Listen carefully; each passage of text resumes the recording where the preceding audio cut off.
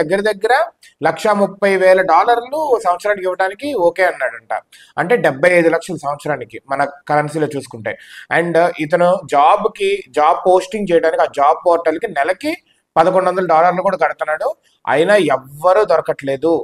ఈ ట్రేడ్ అనేది basically meet trade ఇది అనేది ఎవరు వృత్తిగా వాళ్ళు తీసుకోలేదు. సో దట్ ఆ కొరత ఆస్ట్రేలియాలో ఎక్కువ ఉంది, దీనివల్ల ప్రాబ్లం వస్తుంది, జాబ్ లాబీ వాళ్ళు కూడా దీన్ని ఒప్పుకుంటున్నారు అని చెప్పి ఇతను వాపోతున్నాడు. ఇతనికి 66 ఏళ్ళంట. అయితే ఎవరినైనా తీసుకున్నా వాళ్ళని ట్రైన్ చేయడానికి ఇక్కడ లేరు జనాలు అని ఈయన బాధ. సరే వచ్చేవాడు ఎవరైనా నేర్చుకొని వస్తున్నాడా అంటే అది లేదు. ఇది మెయిన్ ప్రాబ్లము. ఇదే ప్రాబ్లము షెఫ్ ఇండస్ట్రీలో జరిగింది కొన్నేళ్ల క్రిందట.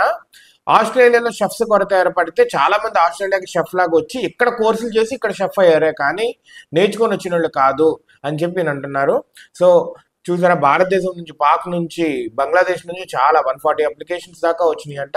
అండ్ ఎక్స్పీరియన్స్ లేని వాళ్ళు రావడంతో ఇతను బాధపడిపోతున్నాడు. అండ్ స్పాన్సర్షిప్ ఇవన్నీ చేయాలంటే కొంచెం కష్టంగా ఉంది అని ఇతను చెప్తున్నాడు. సో ఎంత జాబ్స్ కోసం అని చెప్పి మన దేశాల్లో లైక్ ఇటు ఏషియన్ కంట్రీస్ లో చాలా తహతహలాడిపోతున్నారు. ఇటువంటి జాబ్ అయినా ఓకే అన్నారు. లేదంటే అబ్రాడ్కి వెళ్తే ఎక్కువ లైక్ రూపీస్లు ఎక్కువ వస్తాయి, సో దట్ దేశానికి ఎక్కువ పంపించుకోవచ్చు అని ఉన్నారు. So this shows like brain drain అనేది టెక్నికల్ ఇండస్ట్రీలో ఇన్ఫర్మేషన్ లోనే కాదు, బేసికలీ నాలెడ్జ్ ఎక్కువ ఉన్నదే కాదు, ఇట్లాగా నార్మల్ అదర్ జాబ్స్ లో కూడా బ్రెయిన్ డ్రైన్ అనేది చాలా ఎక్కువ ఉంటుంది మన దేశాల నుంచి.